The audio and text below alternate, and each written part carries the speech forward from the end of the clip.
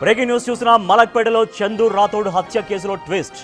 గుడిసెల వివాదంతో పాటు వివాహేతర సంబంధం కోణంలో కూడా దర్యాప్తు జరుగుతున్నట్లు సమాచారం. కాల్పుల కేసులో ఇప్పటికే పోలీసులు నిందితులను గుర్తించారు. పోస్టు మార్టం తర్వాత మృతదేహం నుంచి 5 బుల్లెట్లు స్వాధీనం చేసుకున్నారు. హత్య కేసుకు సంబంధించి ఎఫ్ఐఆర్లో మొత్తం 9 మంది నిందితుల పేర్లు చేర్చారు. రాజేష్తో పాటు ప్రశాంత్, ఏడుకొండలు, సుధాకర్, మున్నా, రాయుడు, రవీంద్రాచారి, యాదిరెడ్డిని నిందితులుగా ఎఫ్ఐఆర్ కాపీలో చూపించారు. హత్యలో నేరుగా 4 ప్రమేయం ఉండగా వారికి ఇంకో 5 సహకరించారు. పరారీలో ఉన్న నిందితుల కోసం 10 ప్రత్యేక బృందాలు గాలిస్తున్నాయి.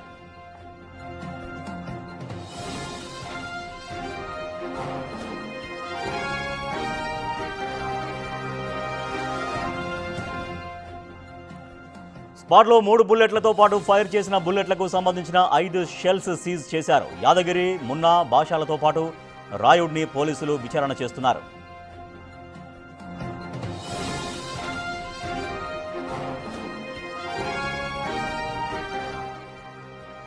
మలక్పేటలో చందు రాథోడ్ హత్య కేసులో ట్విస్ట్ కనిపిస్తోంది. గుడిసెల వివాదంతో పాటుగా ఇప్పుడు వివాహేతర సంబంధం ఉందా అన్న కోణంలో కూడా పోలీసులు దర్యాప్తు చేస్తున్నట్టుగా తెలుస్తోంది. కాల్పుల కేసులో ఇప్పటికే గుర్తించారు నిందితుల్ని పోలీసులు. అయితే పోస్ట్ మార్టం తర్వాత మృతదేహం నుంచి మొత్తం 5 బుల్లెట్లు పోలీసులు స్వాధీనం చేసుకున్నారు. హత్య కేసుకు సంబంధించి ఎఫ్ఐఆర్లో మొత్తం 9 మంది పేర్లు చేర్చారు. దీనిలో రాజేష్తో పాటుగా ప్రశాంత్, ఏడుకొండలు, సుధాకర్, మున్నా, రాయుడు, రవీంద్రాచారి, యాదిరెడ్డిని నిందితులుగా ఎఫ్ఐఆర్ కాపీలో చూపించారు. అయితే నేరుగా ఈ హత్యతో కేవలం 4 ప్రమేయం ఉంది. కానీ ఈ 4 మరికొంతమంది సహకరించారు. వారిని ఒక 5 ఉన్నట్టుగా 5 ఈ 4 సహకరించి ఈ హత్య అందరూ కలిసి చేసినట్టుగా పోలీసులు గుర్తించారు. పరారీలో ఉన్నటువంటి నిందితుల కోసం 10 పోలీసు బృందాలు గాలిస్తున్నాయి. అయితే స్పాట్లో 3 బుల్లెట్లతో పాటుగా ఫైర్ చేసినటువంటి బుల్లెట్లకు సంబంధించిన 5 షెల్స్ను సీజ్ చేశారు. యాదగిరి, మున్నా, భాషాలతో పాటు రాయుడిని కూడా పోలీసులు విచారణ చేస్తున్నారు.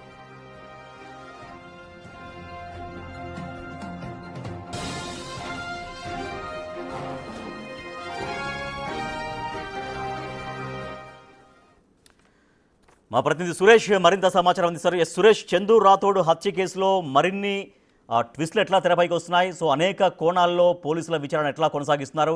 సో నిందితులు ఎవరెవరై పరారీలో ఉన్నట్టుగా చెప్తున్నారు. ఆ పరారీలో ఉన్నటువంటి నిందితుల్ని పట్టుకోవడం కోసం గాలింపు ప్రక్రియ ఎట్లా సాగుతోంది? నిన్న కాల్పులు జరిపిన తర్వాత ఎవరైతే 4 కారులో వచ్చిన నిందితులు కారులోనే పారిపోవడం జరిగింది. ప్రస్తుతం ఆ కార్ని గుర్తించి పోలీసులు సీజ్ చేశారు. పోలీస్ స్టేషన్లోనే కార్ని పెట్టడం జరిగింది. అయితే ప్రశాంత్, రాజేష్, శివ, మరొక వ్యక్తి కారులో పారిపోయినట్టుగా పోలీసులు గుర్తించారు. మిగతా 5 అదుపులోకి తీసుకొని విచారిస్తున్నారు. మొత్తం 9 మందిని ఈ కేసులో నిందితులుగా చేర్చడం జరిగింది. ప్రస్తుతం దర్యాప్తు చేస్తున్నాము అన్ని కోణాల్లో అని చెప్పేసి కూడా పోలీసులు చెప్తున్నారు. ఈ హత్యకు వివాహేతర సంబంధం కూడా కారణంగా పోలీసులు అనుమానిస్తున్నారు. ఆ కోణంలో కూడా దర్యాప్తు చేస్తున్నారు. ఎవరు వివాహేతర సంబంధం పెట్టుకున్నారు, హత్యకు దారితీసిన పరిస్థితులు ఏంటిది, వాటికి సంబంధించి పూర్తి దర్యాప్తు కొనసాగుతుందని చెప్పేసి కూడా పోలీసులు చెప్తున్నారు.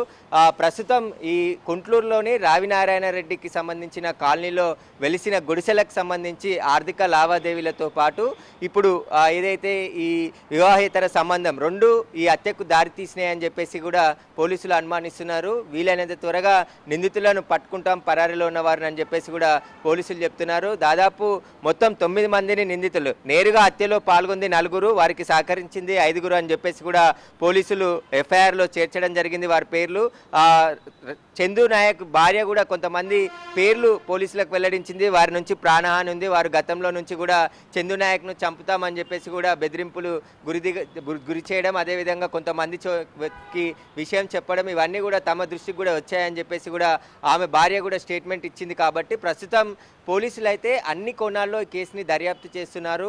రావినారాయణ రెడ్డి కాలనీలో దాదాపు ఎకరాల్లో అంటే దాదాపు 50 ఎకరాల వరకు కూడా గుడిసెలు వేశారు. అక్కడ చాలామంది 1000 మంది గుడిసెలు వేసి అందులో ఒక్కొక్క గుడిసె నుంచి 40,000 రాజేష్ వసూలు చేసినట్టుగా తెలుస్తుంది. వాటి డబ్బుల విషయంలోనే చందు నాయక్ రాజేష్కి మధ్య వివాదం గత కొద్ది రోజుల నుంచి నడుస్తుంది.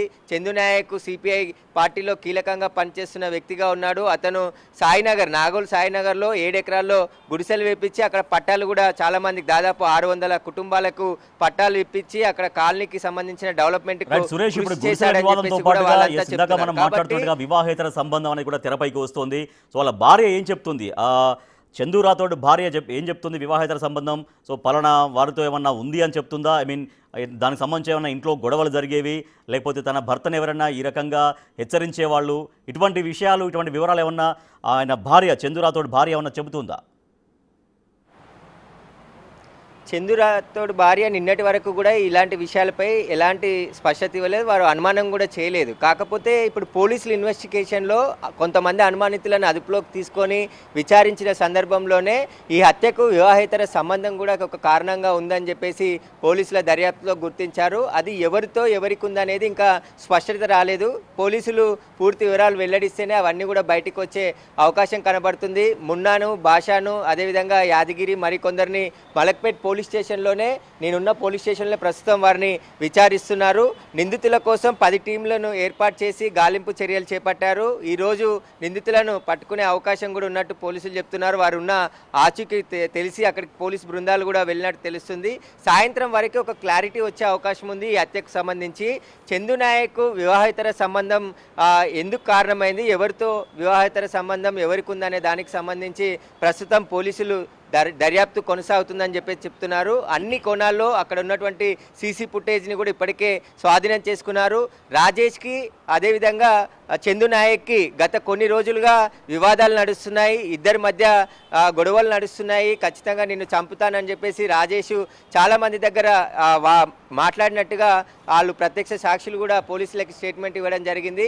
ప్రస్తుతం ఈ గుడిసెల వివాదంతో పాటు వివాహేతర సంబంధం కూడా ఈ హత్యకు కారణమైందని చెప్పేసి పోలీసులు ప్రాథమికంగా గుర్తించడం జరిగింది. మొత్తం 8 రౌండ్ల కాల్పులు కూడా నిన్న జరిపినట్టు పోలీసులు గుర్తించారు. చందు నాయక్ బాడీలో 5 బుల్లెట్లని స్వాధీనం చేసుకున్నారు. స్పాట్లో ఆ 3 బుల్లెట్లతో పాటు 5 బుల్లెట్ షెల్లను కూడా స్వాధీనం చేసుకోవడం జరిగింది. పోస్టుమార్టం అనంతరం ఆయన మృతదేహాన్ని కుటుంబ సభ్యులకు అందజేశారు. ఈరోజు ఆయన సొంత గ్రామం అయినటువంటి ఊర్లో చందు నాయక్ అంత్యక్రియలు కూడా జరగబోతున్నాయి మరికొద్ది సేపట్లోనే.